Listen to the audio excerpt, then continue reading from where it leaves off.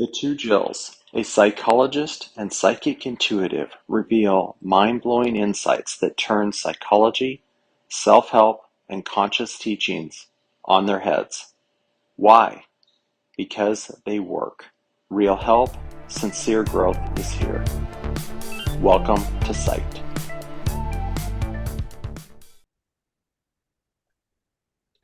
Hello and welcome to Psyched. Hi, Jill. Hey, Jill. We're going to talk about, well, I don't know what we're going to title it yet. You're the best at coming up with the titles, but there's a lot of wrong ways to be wrong. And I know for myself, there was a whole era of Jill that hated to be wrong. I was horrible at being wrong. I was very ugly and mean and just cantankerous Jill when I was wrong. I'm really glad that we're doing this topic because I know how much better I am at being wrong and that isn't the end of the world to part of my ego. So I'm for anyone that is kind of stuck in the sense of I hate to be wrong. It's not that you'll love being wrong, but you might be better at being wrong after this episode. Maybe you will Or love being wrong. I mean, I'm maybe. torn with it. I'm trying to take it out of the column of something I don't want to be that. And maybe if it's out of that column, maybe I don't know, the freedom of it. I have had a lot of humble pie this week. My ego has been wounded on so many levels.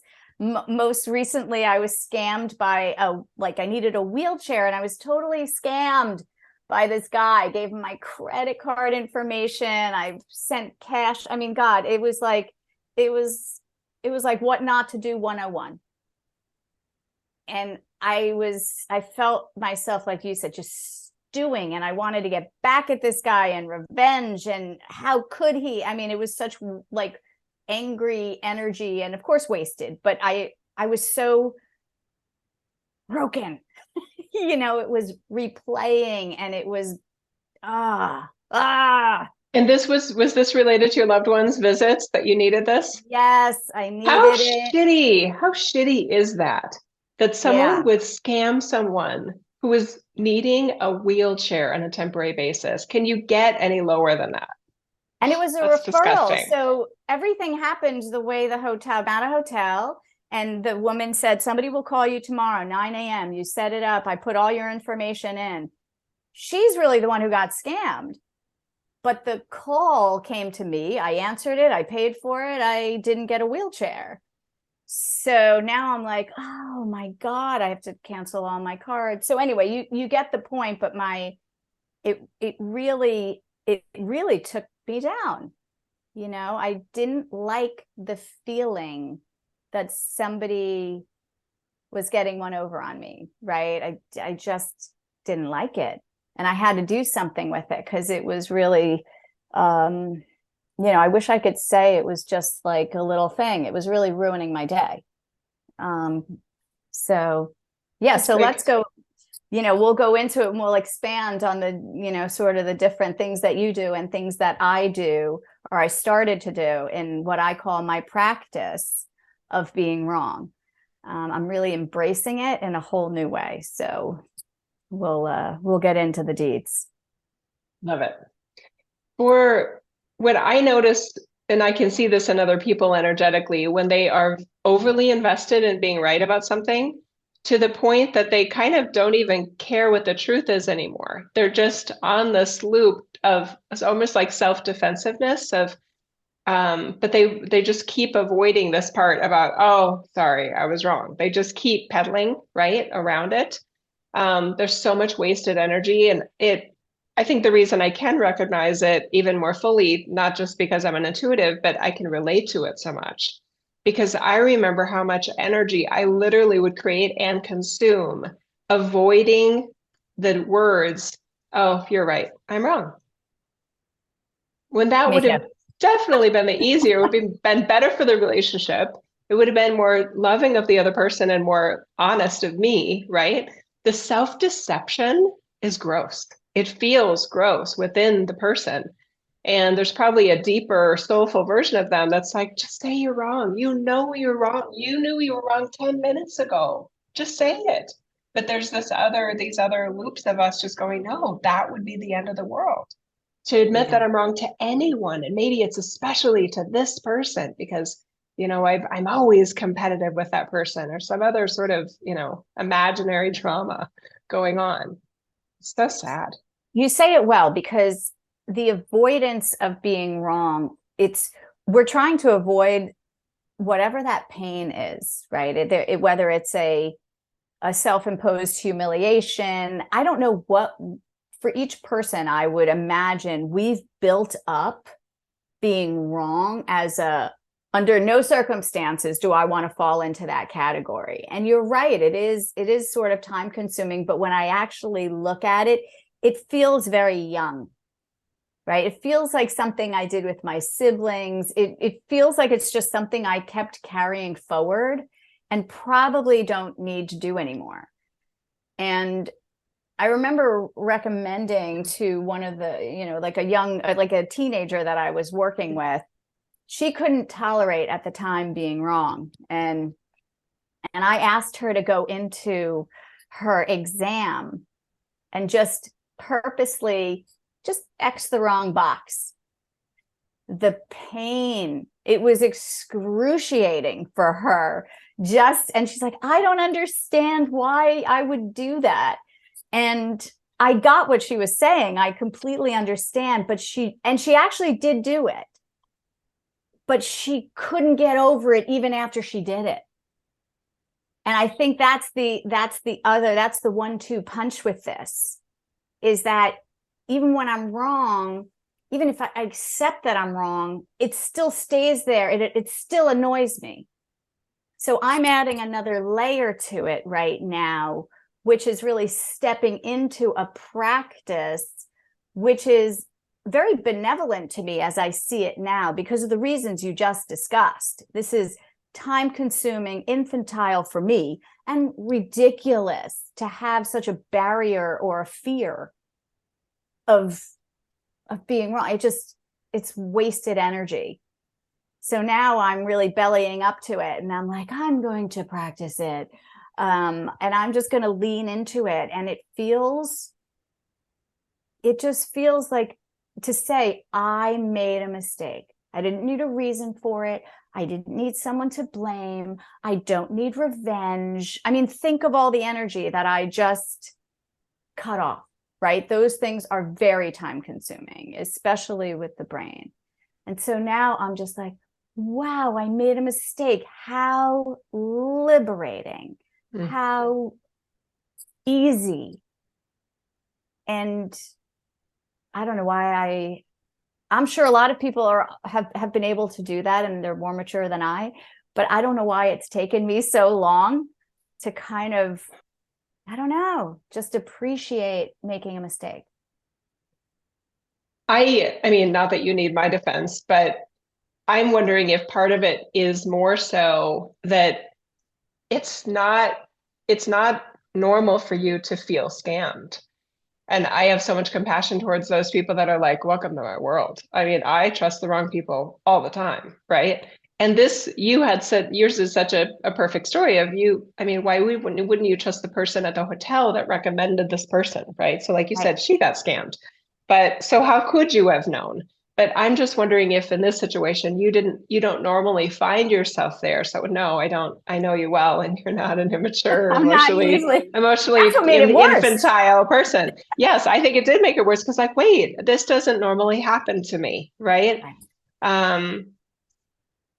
I'm wondering if it would be helpful for people that are resonating with us, that they have a hard time maybe still admitting to being wrong, or even maybe not even admitting, they have a hard time seeing when they're wrong. They sense they're wrong about a lot of things and they just kind of keep glossing over it and avoiding it. I wonder if it would be helpful for them to really contemplate within, not looking outward, but looking inward. What does it mean to you to be wrong? What is the offense there? What's the criminality in your terms of it?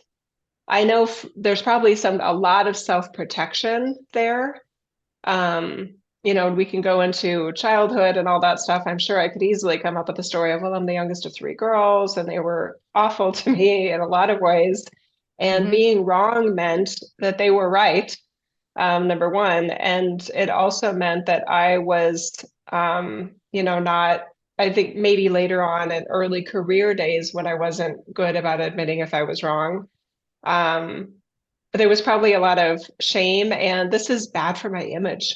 I am actively creating an image of the top professional that I want to be, and I know I am in so many ways. And this is off brand. I hate that term, but Yes. this is off. Being wrong is off brand for me. I can't allow this to happen. Yeah, exactly. So there's just this overactivated ego in that. And I know my favorite people, number one, they're funny. My favorite people are funny, and my favorite people can admit they're wrong, and they normally do it with great humor. Yes. And I know I do that. So my husband and I we're very competitive, even with each other. It's ridiculous, I know, but we have a great relationship. We've been together since 1988, married since 1993. And I'll say, okay, you were right, I'm wrong. And he'll still go, what? Did she just say it? That's all this. Right. And I'm like, I know it's hard. It doesn't happen that often. We just get silly Yeah. and make a comedy routine out of it. But Yeah, I don't know if I'm at the comedy. If I said I was wrong to my husband right now and he said something like, oh, what? I'd be like, you're never hearing it again. you just ruined it. You ruined it. That's like an I told you so, and it's not happening again. So no, don't do that. I'm in my fledgling stages of being wrong right now. Okay. And just making my ego just, Okay with it. it's like eat crow, humble pie. Those are the words that just keep coming up all week for me. And it wasn't just that, like there were a couple other things, that just, I don't know. There were, I think when things come in threes, I pay attention. Okay. That's why this practice for me is like, to your point, what did I make this in my mind? What did I make being wrong? I don't even see it as a current, like I was saying before, for me, it feels young, and it actually just feels more like a habit than an image thing now. It's just something you do every day, and you don't clean it from the data banks. That's actually my experience of it right now. And so I am having my relationship with it is sort of funny that I've kept this going for so long. And I'm glad that this hit me so hard, because I guess the issue was I was literally embarrassed, humiliated, shamed in front of my whole family. My husband's whole family was here. Okay. All brothers, all, his parents, everybody. And I'm like, I got scammed. Like it was, you know what I mean? It was just like, so I just kind of had to admit it to like 10 people. I don't know. It was just, I was like, But you okay. care about, and I'm sure respect and love you. And that's not comfortable. No, but honestly, I know they don't give a shit. And so I just was making it all up. I mean, I was making this whole thing up. And I know it may seem to people like a trivial example, but the ego is petty, right? There's a lot of pettiness there too. And I'm just like, who can I call? The CIA, the FBI? How do I reverse look up this phone number? How do I, and my husband's like, you're going to get yourself into another scam if you start, putting your credit card in to reverse find this phone number. And anyway, yeah, so I like what you're saying. Look into what being wrong means for you. And if you don't have the being wrong necessarily, look at things of why you need to be right. And what I think your words were good, Jill. It does feel like you're protecting something, but what? Mm-hmm. And from who? Yeah, go ahead. I didn't mean No, that's it. I know that I have and I think I've mentioned this in some of our other episodes. I have probably an unhealthy amount of energy dedicated to demonstrating that I'm more intelligent than average. That's part of my identity. And I like that part of my identity. Mine too. I like that I can do hard things well. Like mentally, intelligently, intellectually hard things, I can do them well. And I like that about me. I liked praise for that, throughout my life. I just like it. And being wrong feels like a threat to that identity. So and I know for me, there's probably some entanglement there, but at some point in my life, it's not that I stopped caring. I began caring less about people seeing that side of me. I don't feel the need to prove it anymore. Um, and well, I'm sure I did for quite a while. And I was in a competitive space. I mean, in corporate, when I was in corporate, I mean, Mhm. these are, especially at HP, these are top people from top universities. And I went to a local university, so that probably was not maybe a chip on my shoulder, but oh God, I really got to show up because I Yeah. didn't go to Harvard. I didn't go to, Chapel Hill or, Fuqua. I didn't go to these places. I felt the same when I was getting my PhD. I'm like, damn, these people are fucking smart. I definitely felt like, oh my God, I am the fish out of water here. I'm scrappy, but not like these people. These were intellectuals, right? And I couldn't hold a candle to them. And that was actually fine. But I think that didn't help this situation. And I think what you said, I think it's interesting because as I heard you say, I didn't want people to see that side of me. There is an idea that these things are mutually exclusive. That's how the brain sets it up.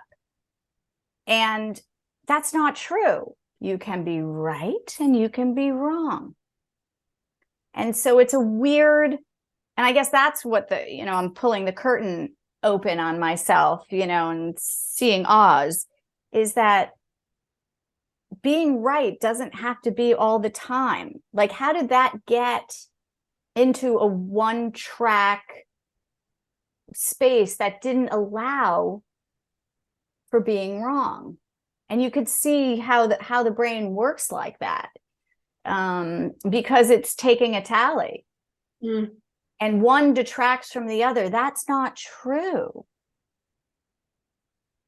Right? That's an interesting concept to me right now. Mm-hmm. That somehow I believed if I had to be right, I had to be right all the time. Or what? Right? That's a very strange perspective to set up for yourself. It's hard, right? Because I think what I hear you saying is if your identity is I'm the person who's right all the time, then every infraction of that is like a major hit versus I get a lot of things right. That's not as consuming energetically. And it's more accepting of times because everybody gets things wrong. It's told the most intelligent people in the world get things wrong. And the harder the things that they're doing, or the more obtuse or abstract or just kind of out there esoterically, the more likely there is a lot of gray area where right and wrong is not as definitive. Mm. Then you make something right. Right? That's not, and it sounds very, and again, when you talk, it makes me think, I sort of connect to it in different ways. And what that just brought up very much was school and teachers. You were only as good as your last grade. And there was, I believe, where I went to school, humiliation, whether it was peer humiliation or teacher humiliation. If you were standing in front of the room and you misspelled your spelling word in the spelling bee, or these things never felt casual to me. I don't know how they felt to other people, but the way I took all of this in is like, I don't want to happen to me what just happened to that girl or that boy, right? And so I think that it is a protective shield, right? Where that's where the perfectionism comes from. It's just like, I don't want to incur that. And I can, and again, it's something that I it's something that possibly could have exited my field a long time ago, but I was in school, now that I think about it, for like ever, right? So you go on after high school to college to a master's program to a PhD program. Like, I've never left that kind of pedantic environment where I was being judged on, you know, what I was saying or what I was writing, and there was definitively a right and a wrong in those instances. Life is obviously a lot more complicated than that, but school, not so much. I also like that you're bringing in this this adjacent topic of being wrong about a person and misreading that is a person of integrity and that is actually going to do what you're paying them to do in terms of the, you know, the usage of a wheelchair on a temporary basis. There is part of me that as a good friend wants to say, so you got conned by a professional con man. I mean, it's okay. It's not like it was a 10-year-old neighbor kid or something like that. That would be a little bit more humiliating. Excuse me, humiliating. That's funny that I could say humiliating. But anyway, yeah. Oh, and the worst part about it, Joe, he was so kind. Oh, dang it. He spoke so nicely. And he understood, and he sent me pictures of what it was going to look like, because I asked him to, you know, I'm like, I really need to see this. And he was, and you know what? He didn't ask for a lot. Right. So it was like, it was so cheap that it was, and my joke, you know, my husband's like, he had no idea, you know, like I probably would have paid more to rent the wheelchair when I could have bought it. You know, I had no idea what those price points were. So when he told me the price, I'm like, that's so cheap. Right. God, I could have gotten taken for a lot more. So the joke's on him.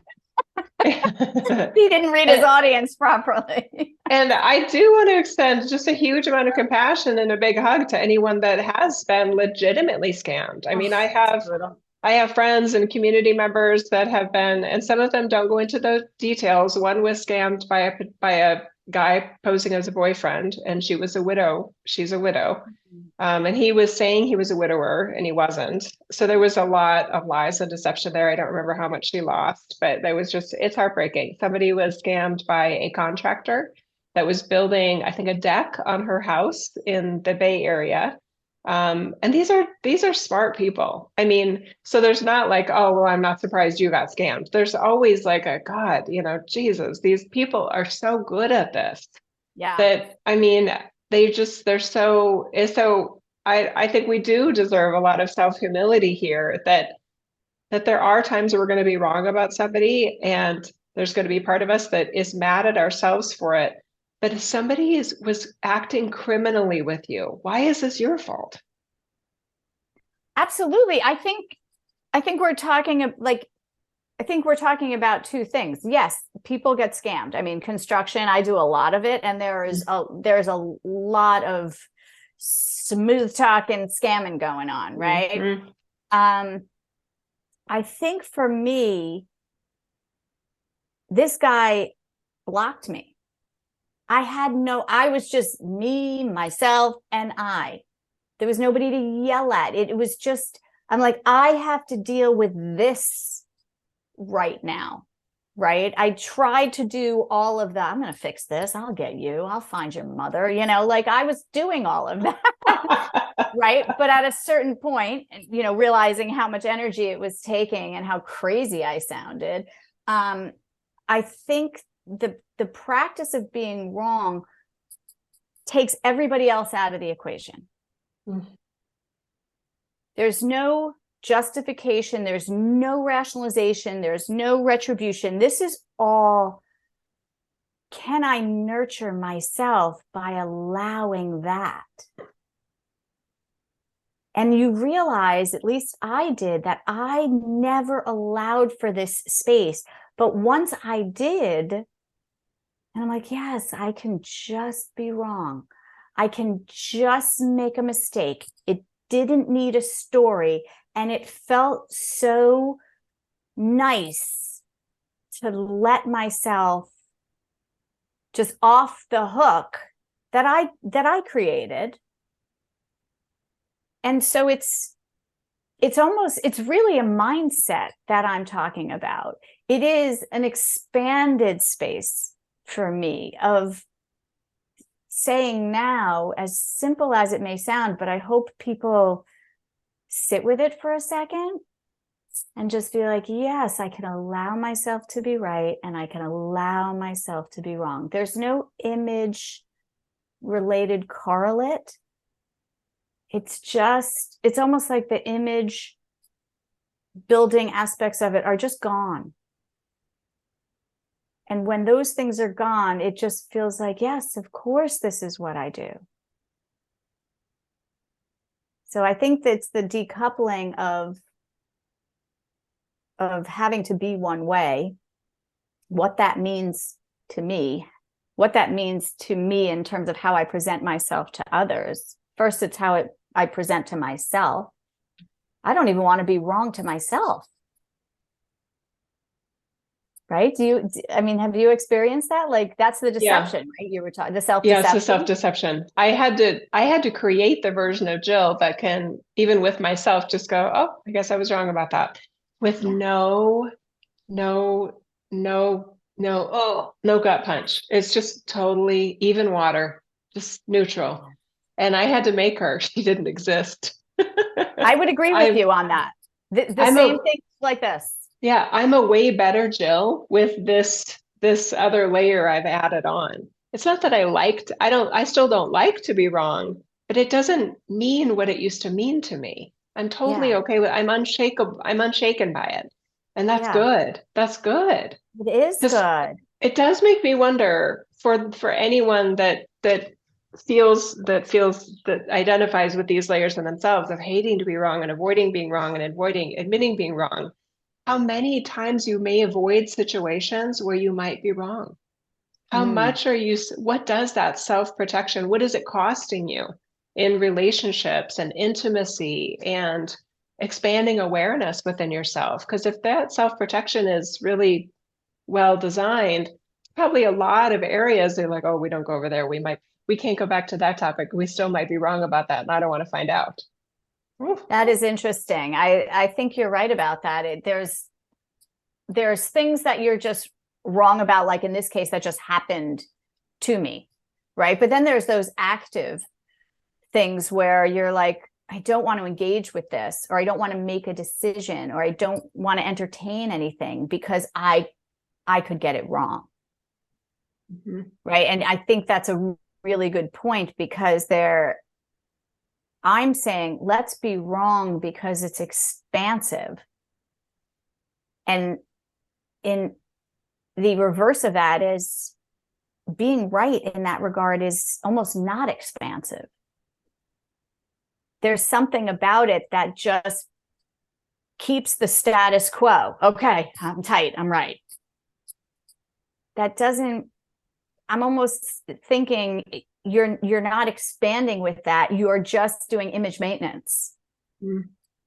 So maybe you don't even get as far. And I'm wondering, this is brand new, but I'm wondering if being right will feel more expansive rather than I better be right or else. Right. Yeah.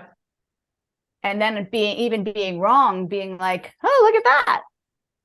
So I feel in my energy, I feel that there's an expanded space that I have created by allowing both sides of these things to be without needing them to be. And I think this is, again, something that I've been feeling into. I'm putting words on it, but I do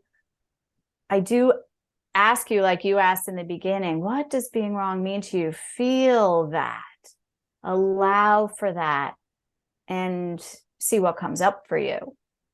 It's pretty cool. I think this has been fun for me. It is really cool. The other cool thing that worked for me and may work for others, hang on,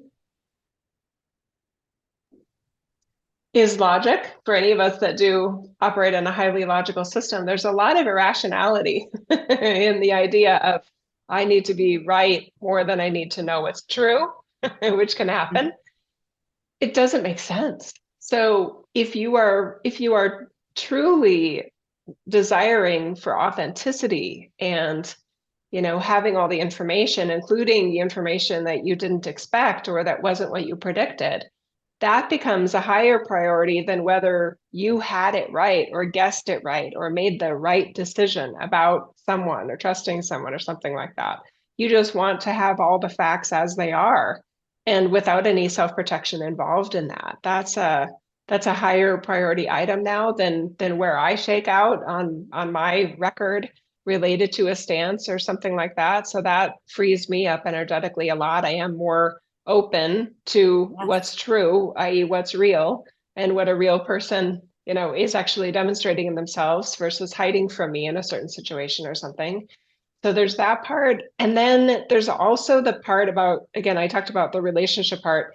I do feel like my kids and their friends sense energetically that I'm not the type of adult or parent that needs to be right about everything.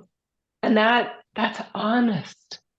Mm-hmm. That's a realness with myself that I'm inviting them into. I think it makes them relax because if it's a strong-willed young person where their sword is ready to go, especially with an adult that's sure they're right and they're like, oh, let's go. I'm ready for Yeah. you. You know what I mean? And yet you're the adult going, actually, I might be wrong about this, but what I think is true. And they're just like, oh, let me put that sword away. Talk to me more about this, Miss Jill. Yes. It's a totally relaxed conversation. You're not trying to, usurp them on any level of I know more than you, I'm older than you, I'm more right, I'm right more often than you're right, Yeah. and I know I'm right about this. That silly battle of energy is just gone. So people they put down their defenses and you have a more real relationship Real. with them, which is awesome.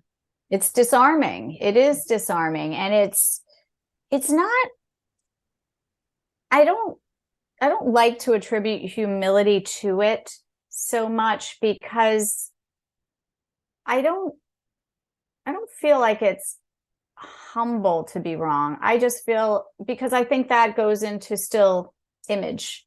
It's still an image related idea, humility and being humble. I just think that you can be right and you can be wrong, and both of those things are okay.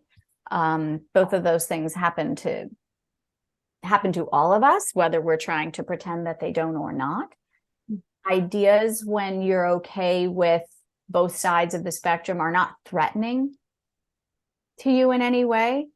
Having to be right, to your point, to reiterate, it does feel like you have to die on hills, stand your ground, identify with your beliefs, avoid conversations that could be sticky, create a lot of conflict. There's no benefit to having only to being a one-trick pony here. And I think that the flexibility of being wrong is fine. And we're not teaching that to our kids. I mean, I guess that's a blanket statement. I don't believe we are teaching that to our kids. I think there is at least the way I grew up, it felt like you need to know, you need to be right. It felt like I was indoctrinated that way. Being wrong was not acceptable. So I don't fault how I got here. I do see the rearing, that got me here. But I like it much better this way, to have a practice. And I keep saying this because it's new for me. It's really just been going on for a couple of days. And so I am practicing. I don't got this down, but I intend to continue to practice and see where it takes me, because already it feels liberating. And I will say, I don't have any of the churning thoughts that my brain would previously go back to, of this thing's not settled. this thing's not settled until who knows what, I figure out who this guy is, or I make somebody pay. I really don't know. But it would have been much stickier. That's the first thing I see going, is my brain constantly bringing it up and sort of hitting me with it. Right. That's at least what my brain does. It's like, Jill, remember when you screwed that up? I'm like, oh, remember when you got taken by the wheelchair guy? I don't care. I feel like it's actually quite funny now. I mean, like already, and it's only been a week. That's good. I know. So I'm already kind of having fun with it. Like, yeah. I can, and I just want to, I can totally relate to the whole part, because I have to me, it's embarrassing side of my Jill, that when I miss something about someone, or they misrepresented themselves, and I fell prey to it in a way, there is a part of me going, oh, you effed with the wrong person. I'm going to take you down. You have never seen a review like I'm going to leave you. Right. And sometimes I start writing it and I'm like, what am I doing? What am I doing? What do I really want to do with this review? And at the heart of it, on a better version of my Jill, it's that I don't want someone to make the same mistake that I think I just made. Yes. Right. So a very neutral example here is, and I think it's okay to actually name the company. We have a painting company in town that says like College Pro Painters. It's a kind of silly name anyway, because college and pro kind of don't go together with painter.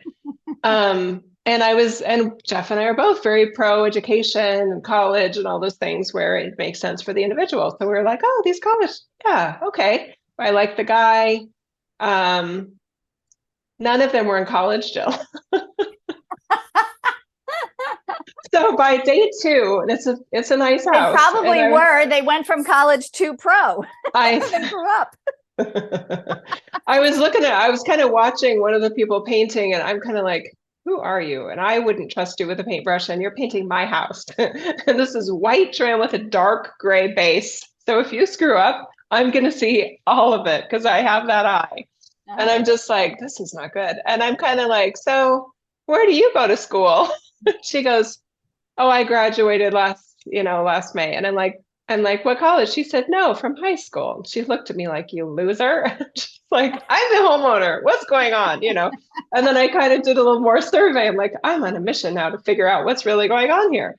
And then I asked the guy, the manager of the part of town that owns, I think he's the franchise owner. And because it is a franchise. And I'm like, so, and I don't remember his name. Let's just say Nick. I said, so Nick, what are you studying in school? Oh, I'm taking a break from college. And I'm just like, my wheels are just like, okay, none of these. Nobody on my crew is in college. And now I really feel taken. And it was a lower bid. And I remember the other professional painters that do this for a living going, who else are you getting a bid from? Because we like to feel like we're getting a deal. He had to repaint that trim 4 times.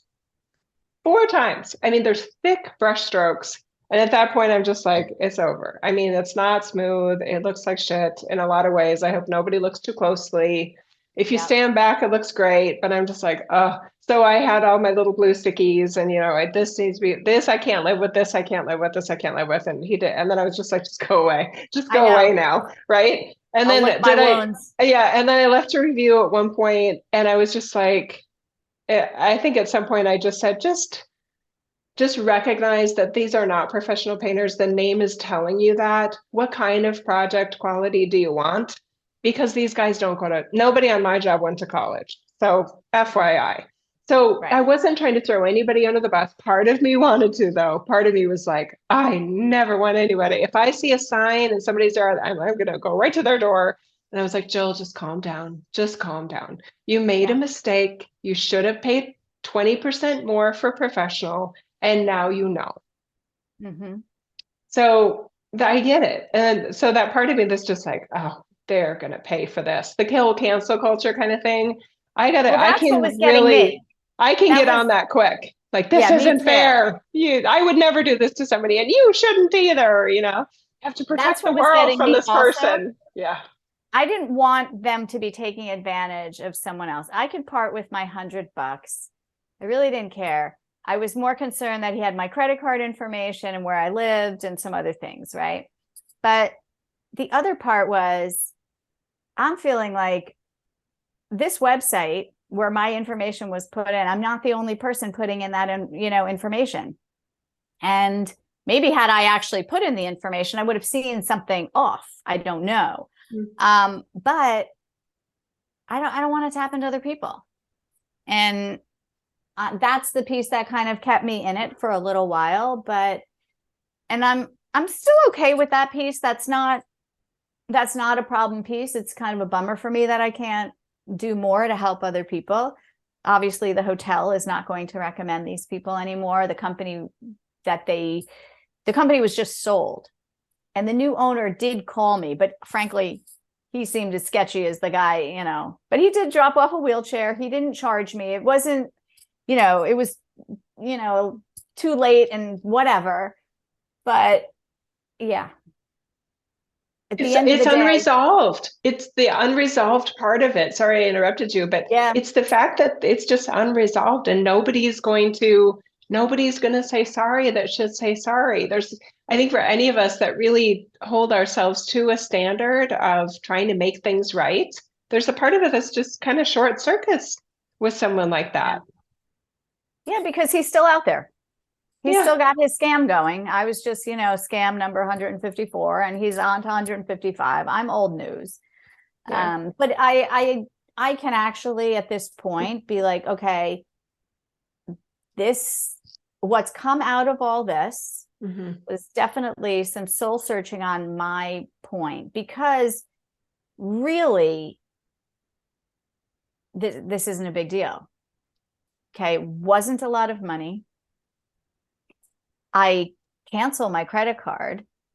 I got a different wheelchair. There's nothing here. This is a good learning. This is a really good learning experience because the risks are low. And so for that, I'm grateful. Right? If you think about it, okay, this guy wounded my ego, like, for whatever reason. But then everything that's come out of it, the sort of self-reflection, why do I care when there's really no material reason to care? Then you see what the brain does with it and does to you. And that's where I've been residing for the last few days. It's just like, I don't make space for things like this to happen. I don't. And now I am. I'm making a lot more space for just shit to happen for me, for shit to happen. I have a lot of space for shit happening, but for me to make mistakes and still be like, you're fine, Jill. This didn't. Okay. Yeah. You telling yourself, knowing that you're okay. This feels so appropriate in my mind to layer in here that some people that may listen to this episode, Jill, may very much be in the mindset of law of attraction. And that belief system, and now I'm pointing to that Beyond Beliefs episode, which is, I still think, one of the many favorites I have of what we've done. It was like number 2 that we did. Yeah. Beyond Beliefs, but those that are following the law of attraction belief system, they would be having a very different experience with my painter and your wheelchair rental, right? They would be, and I help these individuals in the community quite a bit to rethink how they think, right? Because their brain would tell them, oh, this happened, number 1, for a reason. It happened to me for a reason. What is my lesson in this? Because it's almost like they're saying, I deserved this to happen. Maybe in another life, I'm a scammer. So I needed to be scammed, Right. Anyway, there's all of these, I feel, distorted interpretations of an event like this that they can't let it go then, because they go deeper into the storyline of there's something important here. And I just want to, for anyone that's in that, just check out the Beyond Beliefs episode and consider that this is just a sad thing that happened. And it has nothing to do with you. It doesn't. And I very much feel I like that you're bringing up the manifestation thing. I don't ascribe to that. But what I do ascribe to is this happened. What do I want to do? I'm always moving into a power stance. I'm not as big on asking why, what's for me to learn here. I'm like, what do I want to do with this now? And when I saw myself flogging myself, I was very clear that that is not what I wanted to be doing. And that's what created the, I can stay in this space if I want to. It wasn't feeling maybe as comfortable as it used to. It definitely wasn't feeling productive. And frankly, I had no time for it. I mean, that was the beauty of the situation that I was in. I'm like, I don't have time for your shenanigans, dude. Like, take my $100 and just like, go buy yourself something nice. Like, I can't. So I feel like the powerful position for anything that happens to you is always what I want to do now. I mean, we've said it many times. It's not, the only choice you have is how you want to react and respond. That's what we get to do here. And that creates our experience. That's not the same as manifestation. It's just like, I choose how I want to experience something. I am always in choice. And this was just a very stark example that I wanted to choose to be wrong. And that was new. I love that it's new. It's so cool. I love that you're sharing it in such its early stages too, where it's not all put together yet. So that makes it extra fun and I think relatable too. I think the way that I would articulate my belief, very similar to how you just said it, is I don't believe we're creating everything that happens to us. I believe we're always creating what we are amidst what is happening and what we are in that moment. So yes, you're creating a response. You're also creating a you. I prefer to be a classy version of Jill that is not going to leave a trail of destruction and some Yelp reviews of hate and anger and rage versus, hey, she left some crystal breadcrumbs for the rest of us. I appreciate that. They're not college guys. Okay, good to know, because I would have hired him just for that reason, just like she did.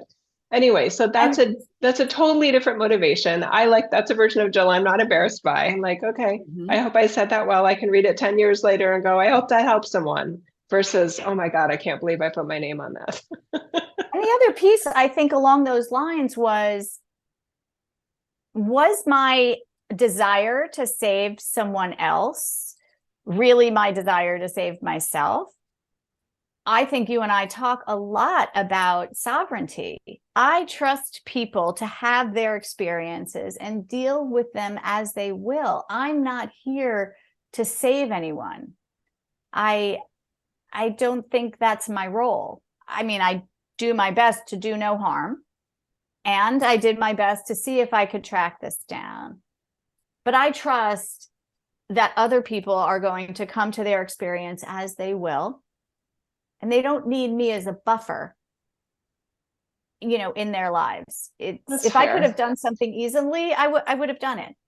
And I think you did. I mean, and I don't mean to be argumentative, but the fact that you let the hotel know, hey, it sounds like you let them know, like, hey, FYI, this guy wasn't who you think he is, this is how this went.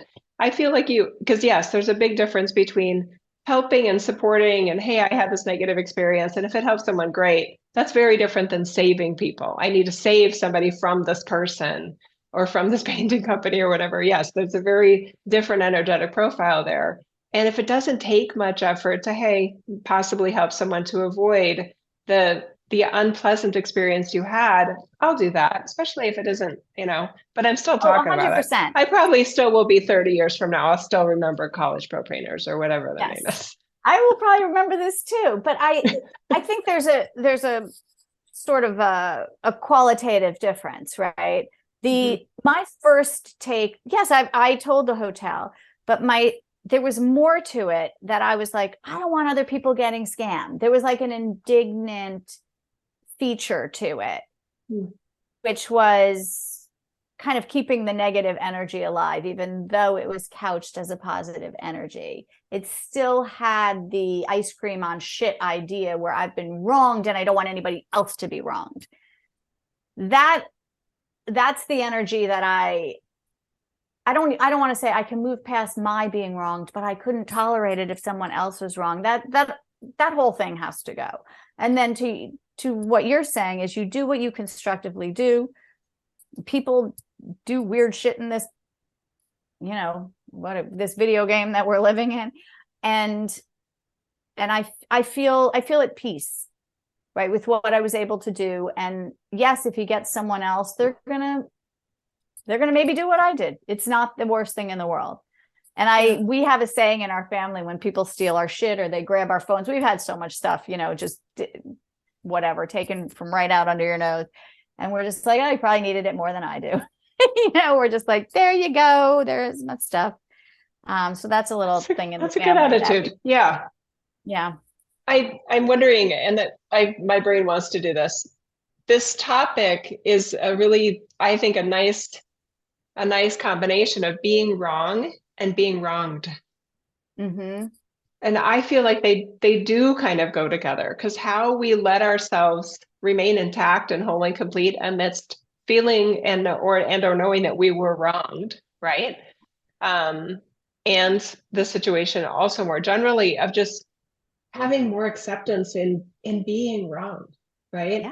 So getting back on the being wrong kind of thread, I would, for somebody that is having trouble with that, I would also encourage you to look at, is there a certain situation or a certain person that you're most vested in being right? Is it at your job where it's just, there's a part of you going, I just can't accept being wrong in that situation or with that person, right?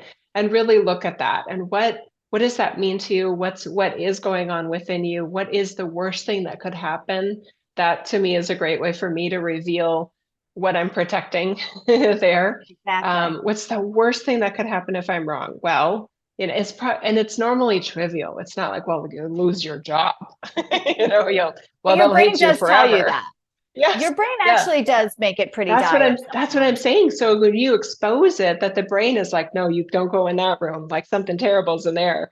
It's something bad. And then you get in there. It's like, are they going to hate me forever? And you're like, no.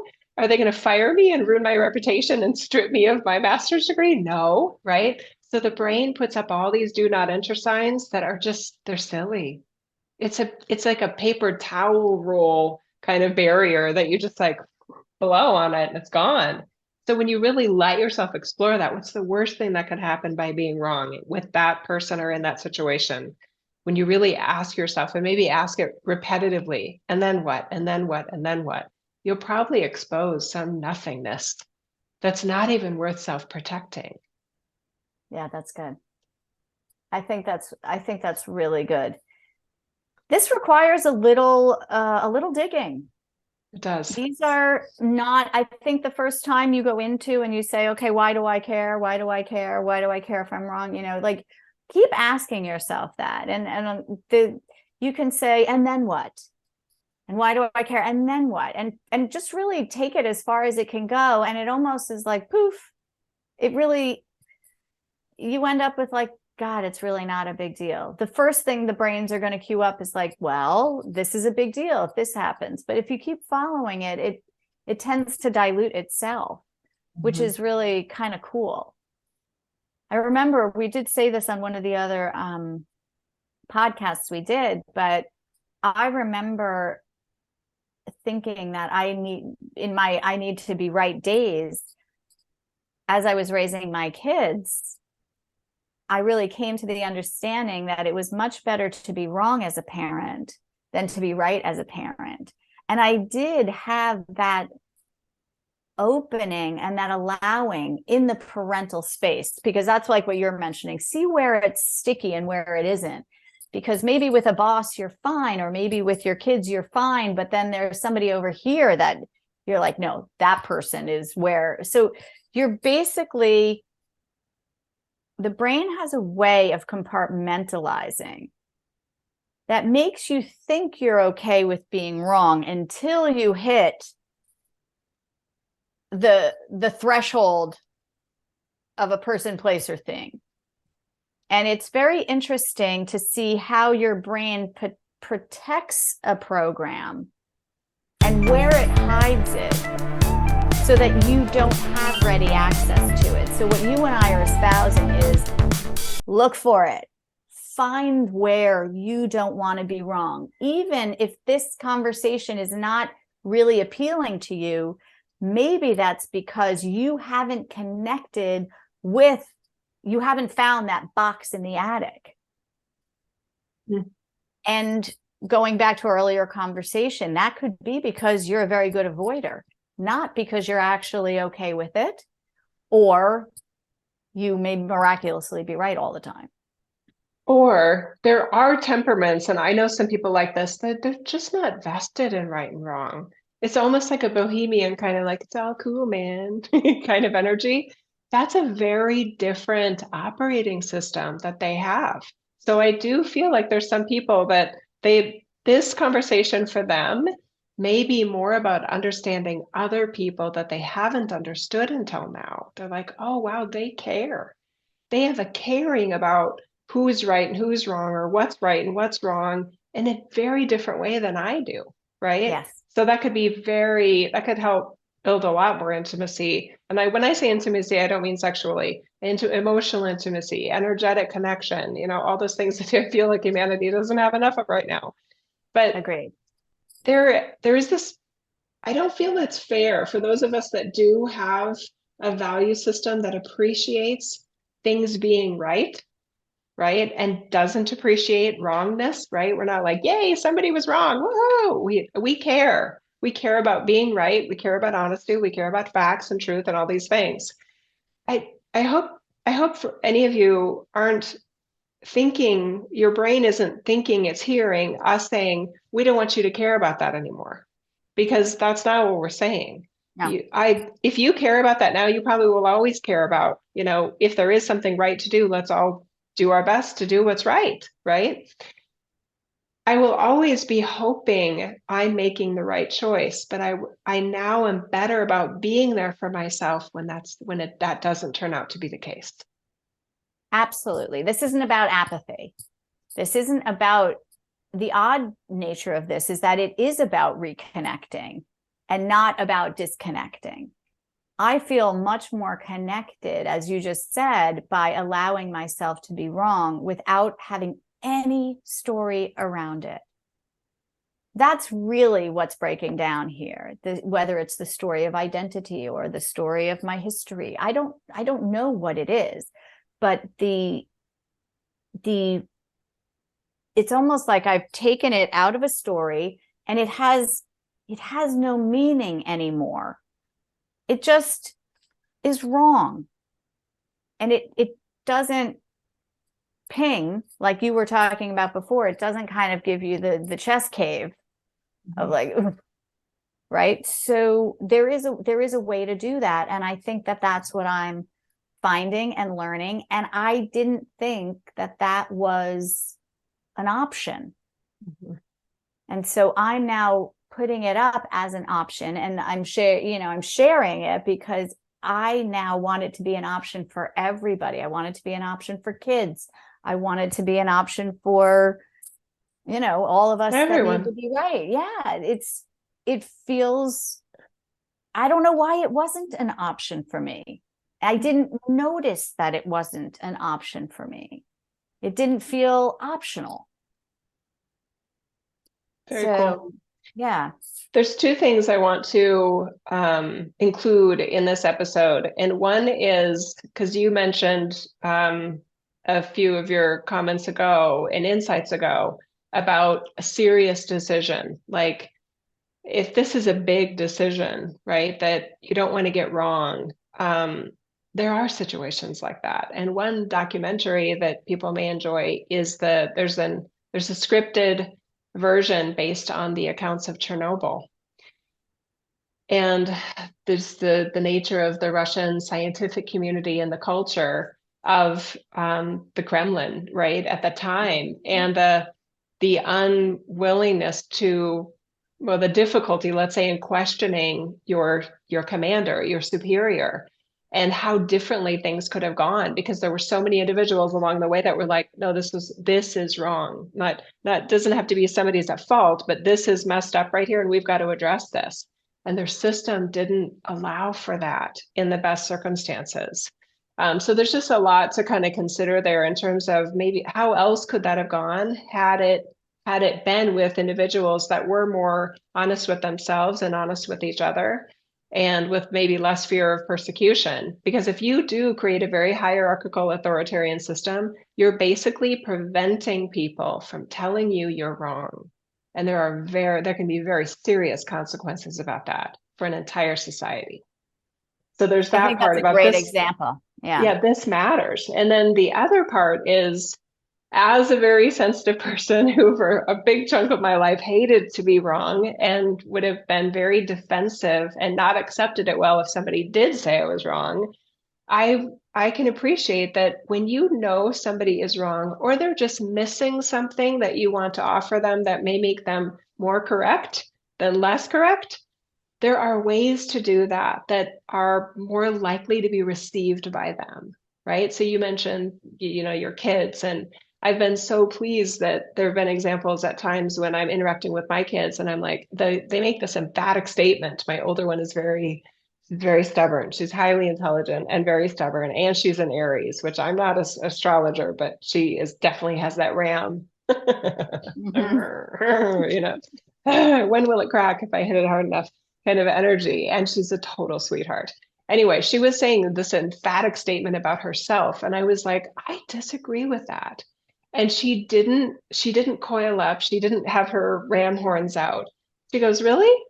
And it was just like, am I wrong about that? So there was something about the way that I said it and maybe our relationship that she heard a difference of opinion that I had about her. And she's hard on herself. So my opinion of her was more generous and kind and, you know, favorable towards her. So I was glad that she received it. What she does with it, I have no control over. But she heard it, Jill. So I just Yeah. want to encourage those of us that maybe are sensitive and maybe we refrain from offering maybe criticism or just another insight. It's worth it, I think, to play with it, especially if that person matters a lot to you or the situation is very serious. I just love it if we can just go, okay, what are all the ways I could say this, do this, act upon this that feel like it's what is my main goal with this and what are the various ways I can do it, and then go with your gut. I love that. I think if your energy is clean, you can say really pretty much whatever you want. If whether people receive it or not, that's still their prerogative.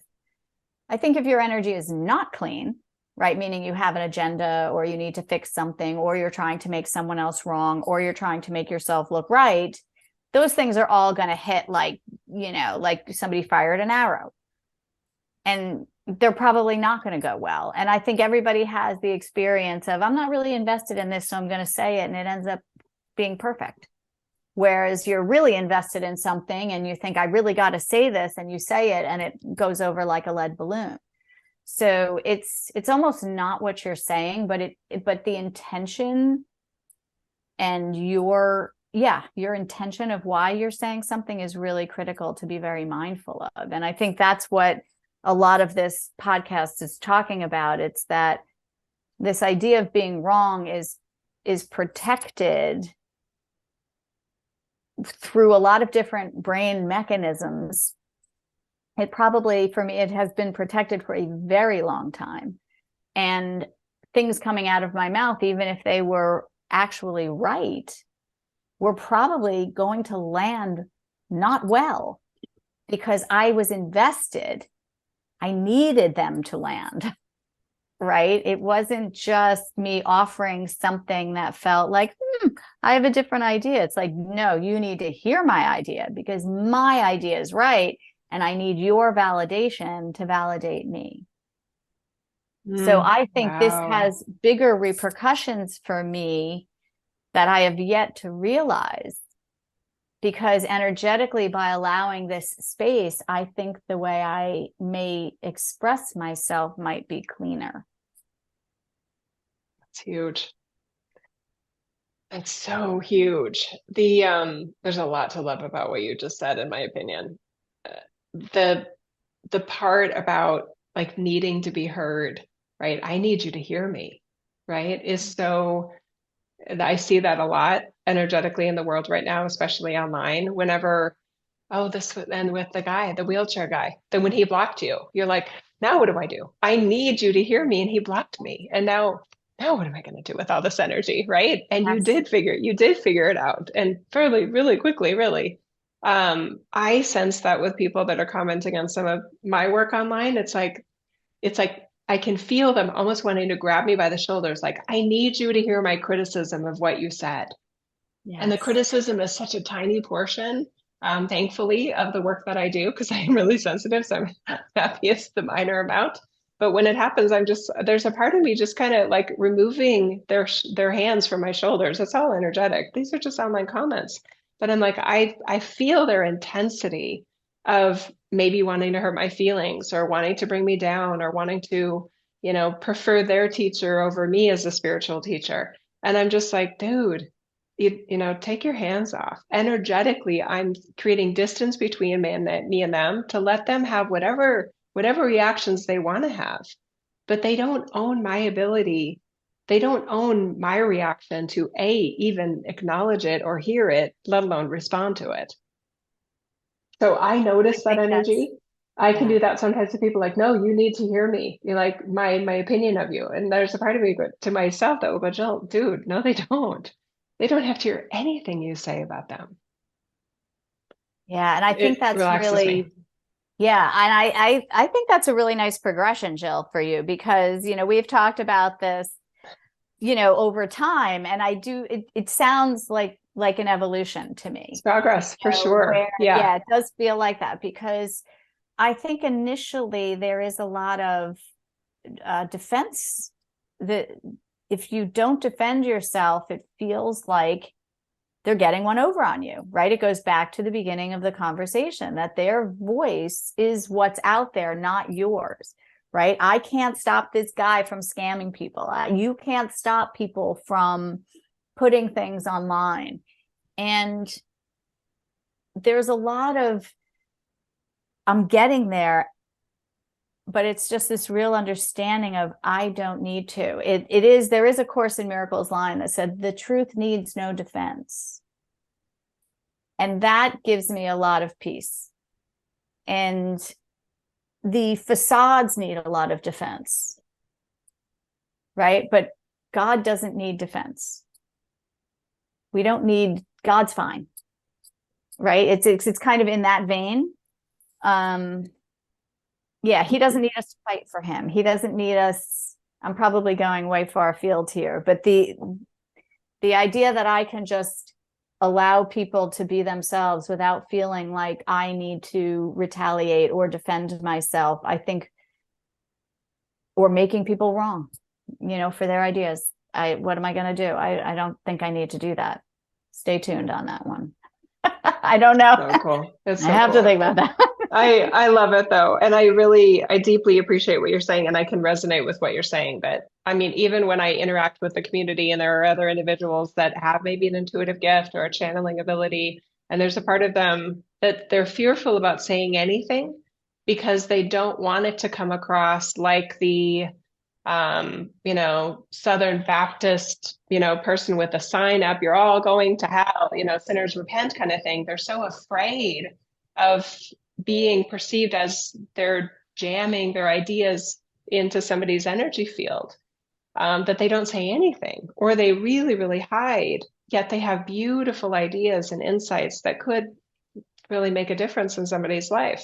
So what I'd like to say to them is, what if you give yourself permission to say anything you want to say while not feeling any responsibility for who hears you? You're not chasing them down. You're just saying, hey, what about this? It's all over here. You can come and experience it whenever you want, but I'm not going to chase you down with it, which is aggressive. It's assertive, It and is. it's a little like, get away from me kind of thing. Anyway, so that kind of related to one of the ideas you had there. All right. Well, I'm going to do a little more practicing of being wrong. Maybe we'll have like an update. I'll keep people posted on how it's going. But so far, I'm really enjoying it. I don't want my husband to hear me too loud because I'm still trying it on, but I don't want to be. I don't want to, I don't want him to say, oh, and you're wrong about this and you're wrong about that. I'm like, I don't need that yet. I'm not ready. I'm not there yet. But I'll let you know how it goes. So cool, Jill. I think it's a wrap. Yeah. So cool. Love it. I'm so glad we went here. And I do love the words, the wrong and they're being wrong and being wronged. Because they do. Yeah. They were both covered here in a really nice way. Yeah, I agree. Yeah. All right. Thanks, everybody. Thank you for sharing this with a couple of friends if you enjoyed it and found it useful. If you were in a situation where you can hit a thumbs up, if you're, depending on where you're experiencing this, a thumbs up or a like or a subscribe with notifications on, or even leaving a review. If you're in an area, I know on Spotify, if you scroll down, I think you can leave a review, or on Apple Podcasts. But anyway, if you have that option, thank you for doing so. We're trying to offer fresh insights to very real and relevant topics and help us better understand our brain and help us feel better equipped for being an even better version of ourselves, and making that as easy as possible, and resisting the self-sabotage and making it harder to be in a glorious, transcendent version of ourselves. So thank you, everybody. Bye-bye. Bye, Jill. Bye. I will see you. I'll see you very soon. Yeah.